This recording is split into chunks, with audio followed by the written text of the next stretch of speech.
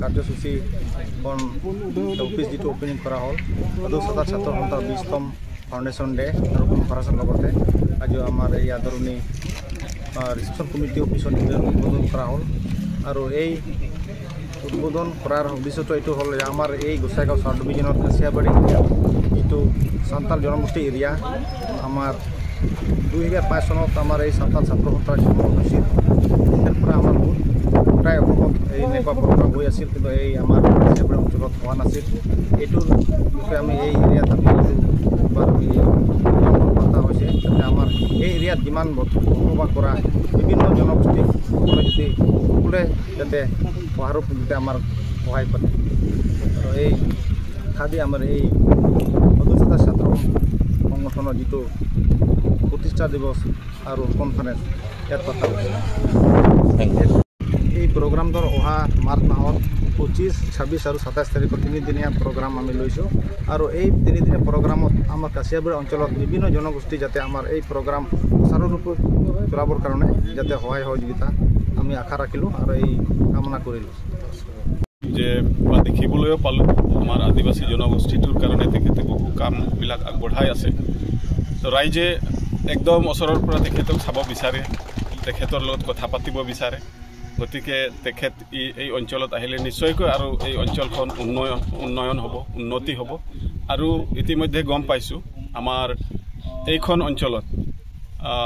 উন্নয়ন খণ্ডৰ কাৰ্যালয় স্থাপন হ'ব তো গতিকে এই অঞ্চলখিনি ভৱিষ্যতৰ দিনত সঁচাকৈ আগবাঢ়িব আৰু উন্নয়নৰ দিশত মই সদশেষত আমাৰ সদৌ চাওতাল ছাত্ৰ সন্থাৰ এই কাৰ্যপন্থাক মই আদৰেৰে গ্ৰহণ কৰিছোঁ আৰু শুভেচ্ছা জ্ঞাপন কৰিছোঁ যাতে উক্ত অধিৱেশনখন সুচাৰুৰূপে হৈ যায় আমাৰ গোসাইগাঁও সাব ডিভিশ্যনৰ অন্তৰ্গত থকা কাছিয়াবাৰী স্থানত ইয়াত সদৌ অসম চাওতালী ছাত্ৰ সন্থাৰ আঞ্চলিক ইয়াত কাৰ্যালয় আছে আৰু এই কাৰ্যালয়খনতে আজি এখেতসকলে এটা বিশেষ প্ৰগ্ৰাম ৰাখিছে আৰু উদ্দেশ্যটো হ'ল অহা 20, 25, 26, 27